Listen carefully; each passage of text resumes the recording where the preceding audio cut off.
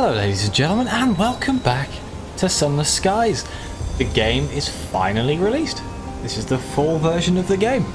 And naturally it was broken, because I was missing something and I couldn't get to the Blue Kingdom. So this is the first time the wonderful, wonderful people at Felber have fixed my save, so I can finally go to the Blue Kingdom.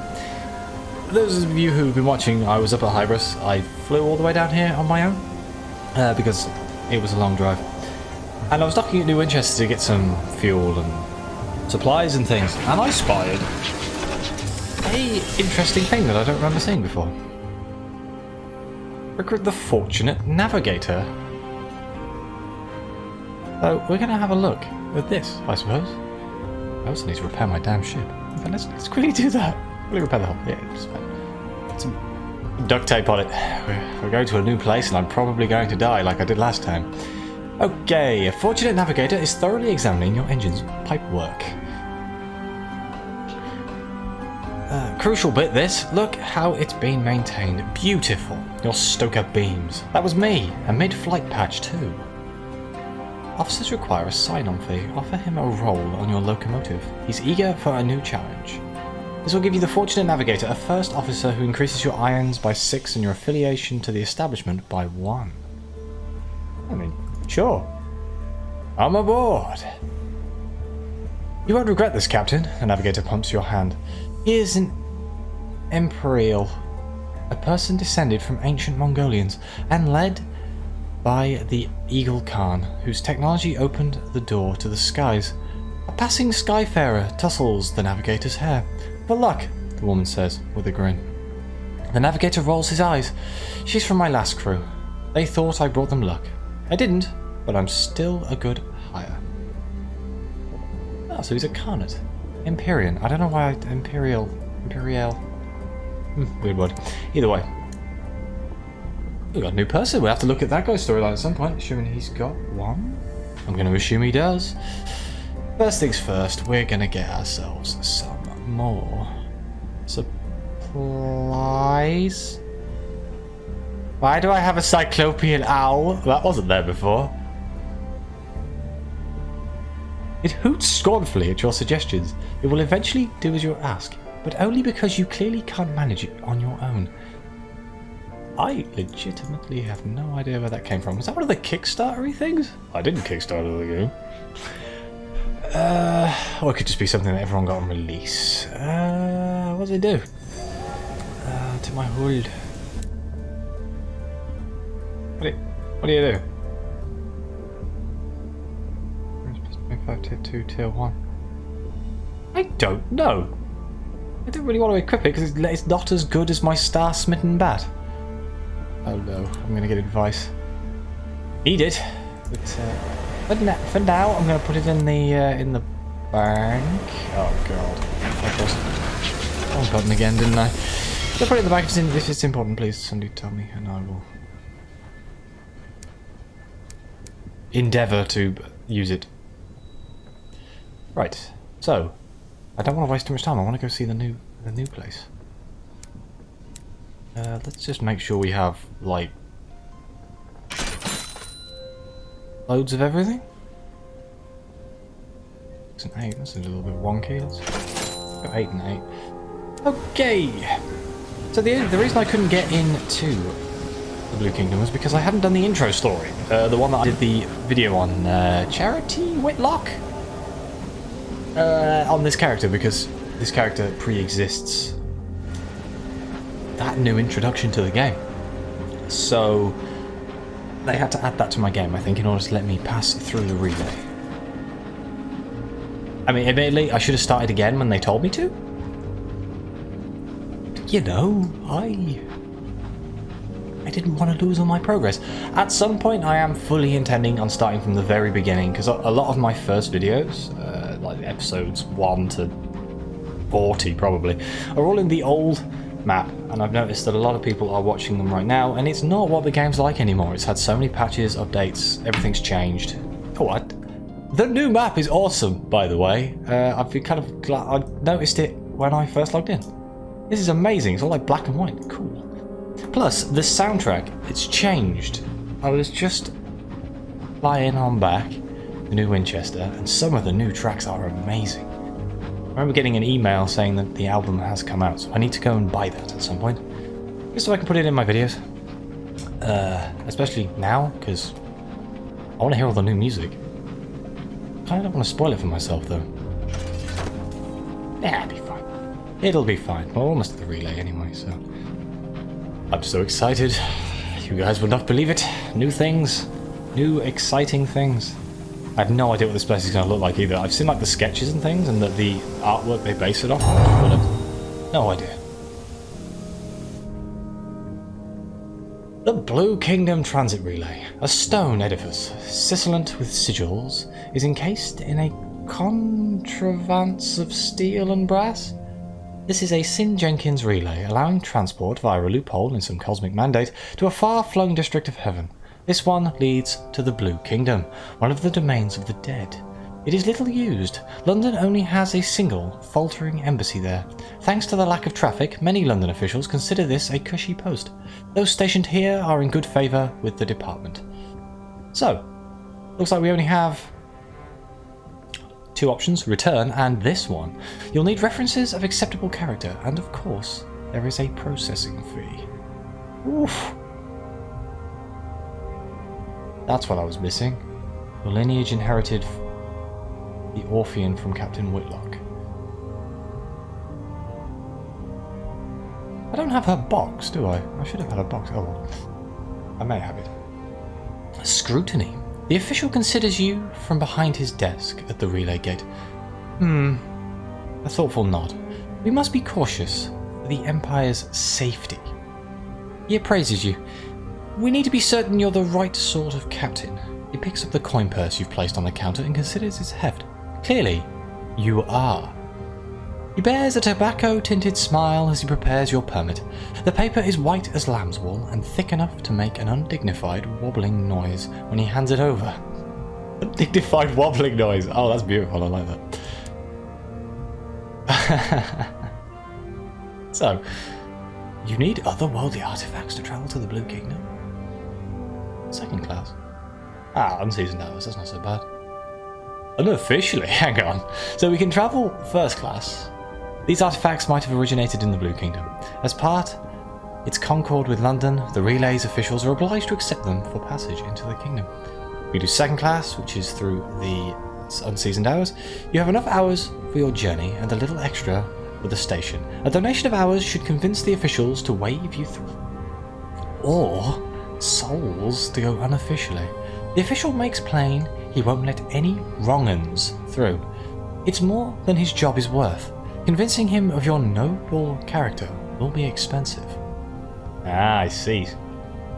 Either way, we're going to go first class because I've got a lot of these otherworldly artifacts. And we're going to travel in style. The official will not touch the artifact himself. Horrible thing. He presses a button. An underling scurries in to take it away in a brass box. The relay machinery grinds and stirs. The steam vents, the sigils on the edifice burn with sullen fire. A force like a great hand seizes your engine. The terror has reduced. Don't these normally increase your terror? Oh, another thing they've added is this wonderful little clock down here, which is brilliant because now it says it's not the date that it was. I can actually see what date it is. It's the 16th of July, 1910. It's now the 17th of July, 1910.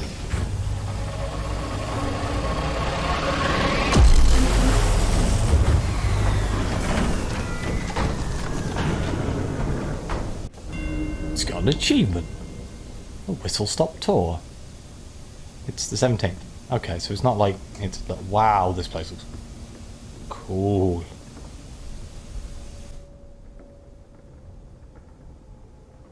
Oh, look at that. Beautiful, beautiful, unexplored space. Oh, not technically space. Wow.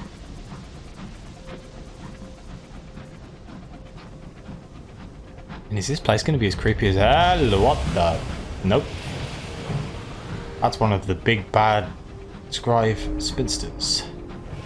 The route to familiar skies, to regions untouched by the Sapphired King's light. Sapphired King?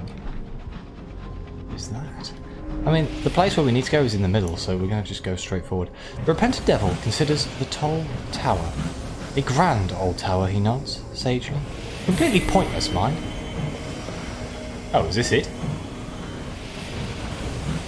Districts of the Dead trophy, so there's 4 stations here, I think. Oof.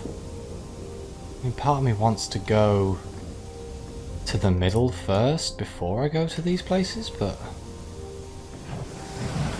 let's have a look. Curiosity is going to get me killed, I know it is.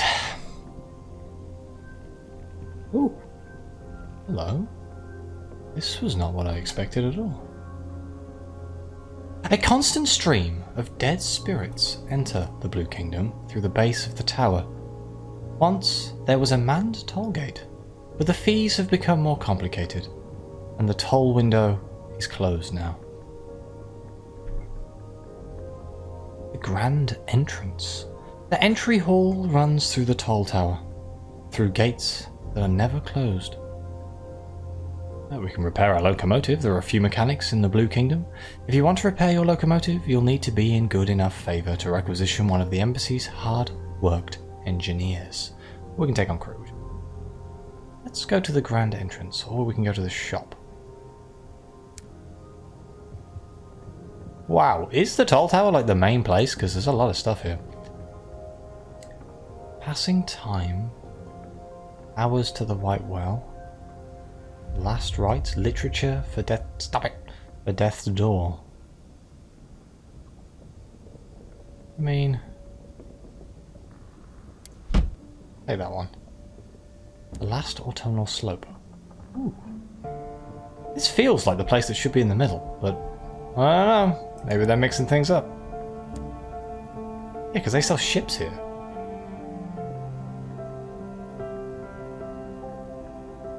Huh. How intriguing. Right, the toll tower. The grand entrance. The entry hall runs through the toll tower, through gates that are never closed. The hall is full of passing spirits, few of them human. A masked warhorse, a masked dolphin swimming easily in the ghost of an ocean. A creature with 10-foot wings, which could certainly be more frightening if it showed its true face. No one speaks, and there is no footfalls, only a faint susurration, like the drift of leaves. Get your bearings. There are stairs up and down, and less ordinary means of entry. A masked orangutan just descended a pole to the floor below. I read that as orangutan and then was like, what, a monkey? Like, well, orangutan, but it didn't, in my brain it didn't make sense, it's fine. Alongside the grand entrance is the marketplace of litigators, for all who need companionship and guidance in their encounter with the Blue Kingdom. Downstairs, prominent devils live, and in the upper floor of the toll tower is the Embassy of Albion. So, let's go to the marketplace of litigators. Litigators and resident devils have set up their stalls among the crowd heading into the Blue Kingdom.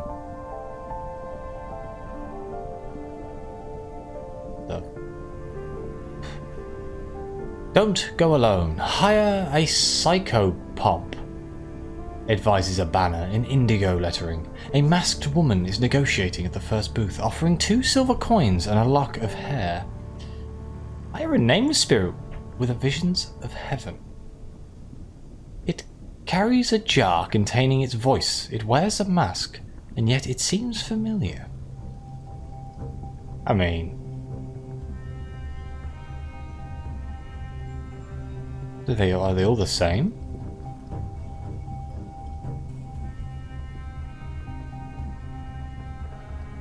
It'd make more sense to have the embittered devil, but let's question a litigator about the Blue Kingdom. They offer preliminary consultations free of charge. You ought to be marked antedeceased, explains the litigator bluntly. You know what that means, of course? Have a seat. Consultation is free of charge for the first 12 hours. 12 hours? Blimey. Looking for the antecedent status in the Blue Kingdom. Go to the White Well northwest of Skybarnet to pursue antecedent status. I was about to ask, what is it? It looks like we're about to be told. A litigator's assistant has offered you a pillow on a stone floor, prepared you a cup of heated oxblood. That's not tea. I'd rather have tea. In front of you is a wax tablet, which offers a menu of suitable questions, and which is entitled Liturgy of Consultation. Lesser Rite. Oh, so there's various different statuses. Are we going to be judged by the sun? Okay.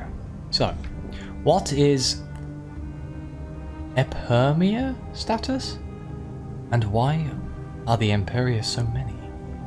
Emperia? Damn it, all these new words I don't know. Those who have come to the Blue Kingdom in the proper way. The Ephemera are the many, many dead who have come to the Blue Kingdom to enter by death's door. They are the Ephemera only until they pass through, and then... But it is forbidden to speak of that higher mystery, the assistant interrupts liturgical explanation in order to ring a bell 3 times and to kiss a branch of antlers wreathed in honeysuckle. The Ephemera are not entirely free of troubles, however. It may take time to proceed through death's door, and while they remain outside they are harried by the gold logoi in order to inspire them to better and wiser behaviour.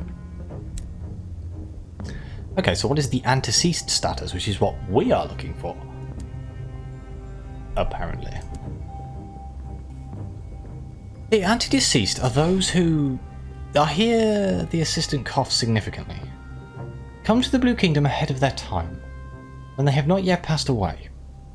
The kingdom does permit the antedeceased to certain limited access to its functions, but one will always be something of a curiosity. The antedeceased in the Blue Kingdom must watch out for the perfection, the blue logoi who punish aberrations and violations of the normal order. That's a really cool picture. Sorry, I got distracted. So Ephemera are people who died and came here. Antedeceased are us, visitors. Visitors have to be careful because they're judged by the same rules as the Ephemera. What is yoked, and why might one dread it? Yoked spirits are those bound to the service of the Blue Kingdom. They serve its logoi and its courts, carry objects and convey souls. Those who are yoked must guard against the red logoi, the propriety who protect the kingdom from its own servants, and make sure that no one is overly seen or excessively heard. Invisible status. And why is it the worst status of all? Those who are invisible have not yet been processed by the Blue Kingdom. This is the worst of outcomes. Every one of the logoi is an enemy to the invisibles. Okay, so don't become invisible, that sounds good. What are the logoi, and how do they punish those of unsuitable status? The logoi are words spoken by the Sapphired King. They are decrees. They are statements about how the world should be. They are giant wheels of spinning fire. Oh, so it's the correspondence, right? That kind of makes sense, I hope. Otherwise I just made that up. This consultation provides an ample matter for a Porch report. But the liturgy is repetitious, and you are soon embellishing it with stories of invented shades and ruined monuments of past empires. Okay. There goes my free consultation. Let's go to the Embassy of Albion. Let's check in with the good old Queen's people. The top 3 floors of the tower belong to the Embassy of Albion. The visitors climb 10 flights of amber stairs guarded by spirits and devils. and arrives in a modest-sized parlour decorated with a pink floral carpet and a painting of the Empress. The secretary of the embassy works in the neat half of the office. The disordered half is the domain of the cultural attaché. Ha, like that. Seek an appointment with the ambassador. You will have to convince the secretary that you have an appointment already. 36% chance of success? Somehow, I don't think so. Deliver a port report. The secretary has an intricate filing system. I mean, we have one, we might as well. What do we get for it? Filed and unfiled. For each report, the secretary completes an intake form noting the subjects of the report and a quality metric based on the number of objective details included. Maps and sketches add to the quality metric. Adverbs incur a penalty. Afterwards, she places each report in a labelled drawer and passes you a receipt and a sack of sovereigns. 2 minutes later, the cultural attaché is kneeling beside the drawer, scattering sheets on the floor around him. Oh, that's a fine detail. What rot. That will need a great deal more colour. The secretary does not have sufficient status to complain, though she does not. How very British. What else we got here? Request the embassy's assistance with local bureaucracy.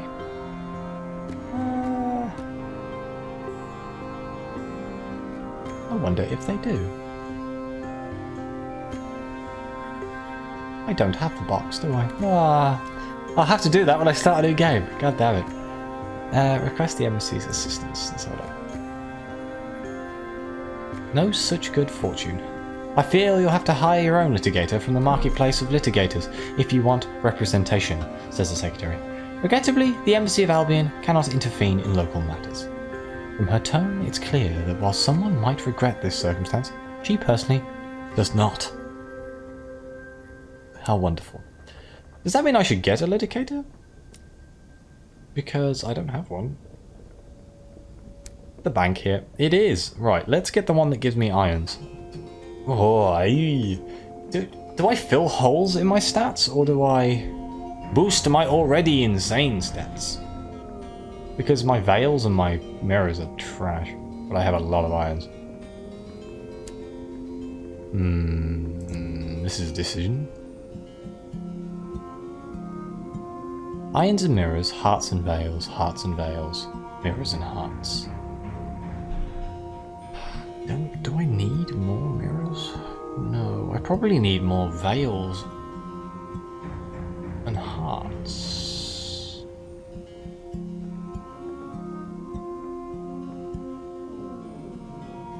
Do I have Ministry Approved Literature? I mean, it's going to have to be whatever I have, right? Oh, crap. It's going to be the devil. That was easy. Don't press the wrong button, or I'm gonna cry. Gators. You! Hire an embittered devil. He is the face of an arsonist and the breath of a blast furnace. Wonderful. He accepts your hire and will help you navigate the Blue Kingdom. Not that you deserve it. The Embassy of Albion had no right to take over the Toll Tower. It belonged to the devils long before anyone had even heard of Albion. Now look what he's reduced to. Taking jobbing work. The embittered devil will assist you for a month before further payment is required. Oh dear. Got a man on the payroll.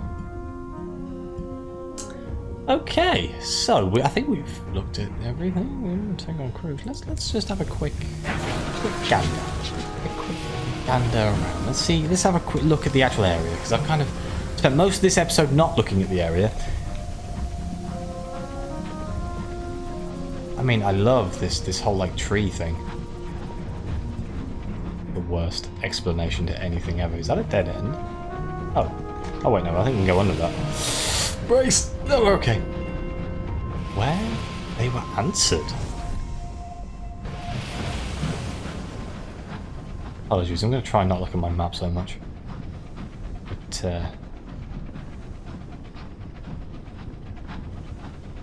ooh, what's this down here?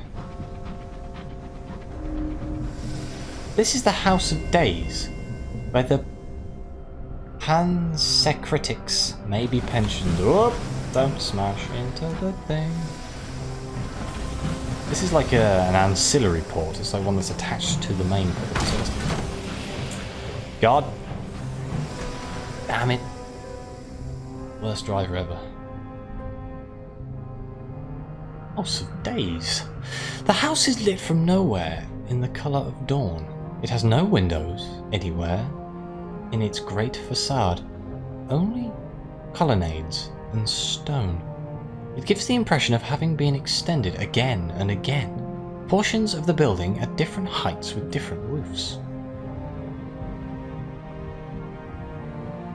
The porch of the Hour of Days. The Hour of Days? The House of Days. The House of Days is a palace so large that it is hard to see both ends of the facade. Oh dear. The House of Days is a palace so large it's hard to see both ends of the facade. The staircase up is many stories tall and ballrooms wide. There is only one door. Spirits go in briskly, but those who come out are slower. Not always sure where to go next. The masked, rubbery spirit sits on the steps, holding an application tablet smeared in yellowish fluid. Application denied. No right of appeal.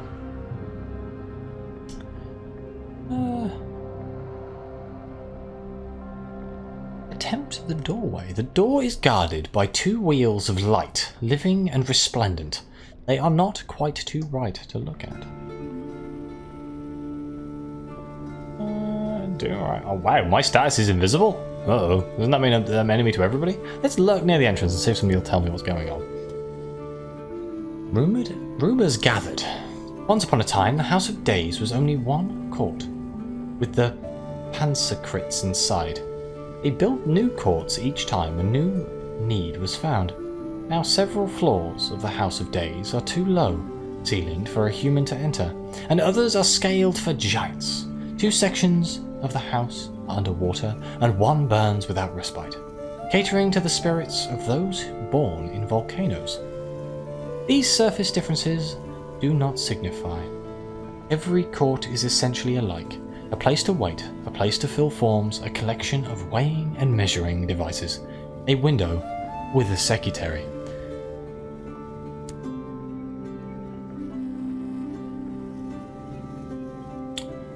Shall we mingle in the crowd? Oh dear. At the side of the street, trying to stop spirits as they pass, is someone not yet dead. An anticeased, who has a mask, but it is pushed up onto his forehead, nose in the air. He is pushing a cart marked Curios of the Blue Kingdom, made of wood and painted with the design of lotus blossoms. Catches your eye. Do you have any artworks or masterpieces of the kingdom I could buy? I'm afraid not, mate. I don't have anything.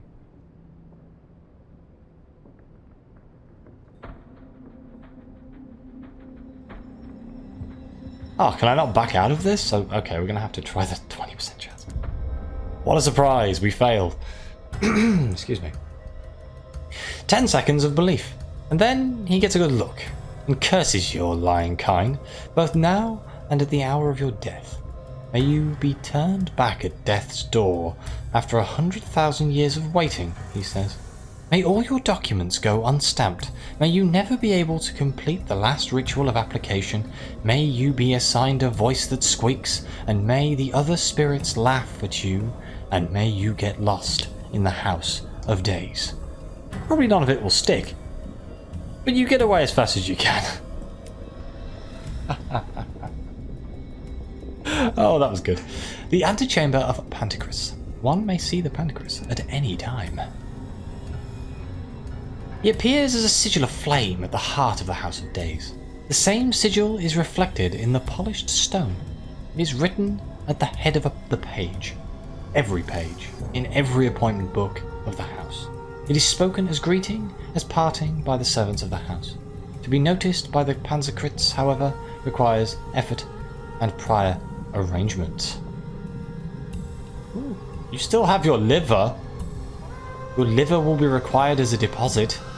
We'll get it back later. Oh, no thank you. No thank you at all.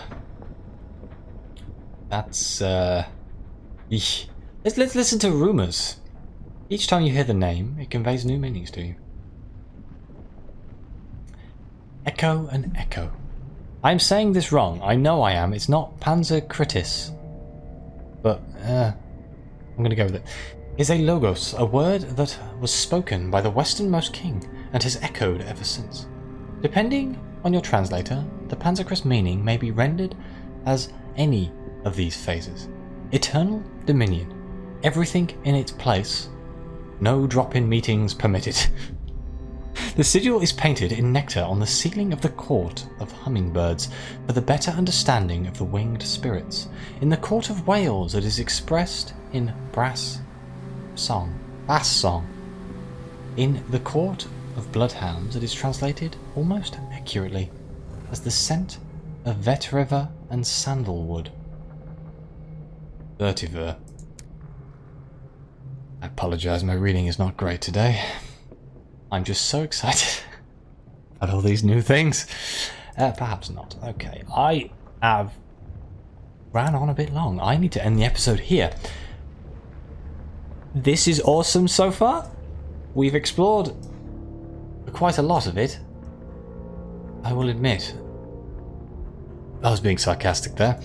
Yeah, well, this will be what we explore over the next however many episodes. I'm going to try and do as much of it as I can. Thank you for watching. Please like, subscribe, let me know what you think. There's a lot more of you nowadays than there was at the start of the week, which is a bit weird. I'm guessing it's because the game's come out, it's got a lot more attention, and people are looking for videos on YouTube. This is not a walkthrough, this is a playthrough. I don't know what I'm doing. Need to make that abundantly clear, because people have asked me questions, and it's a randomly generated map, as far as I know, so you can't even use this to kind of gauge where things are in the world. And as much as I'd like to help people, I just can't, really. I can kind of tell people things, like where to get things, I suppose. I mean, I've done quite a lot. But yes, either way, like, subscribe, let me know what you think. Your comments are greatly appreciated.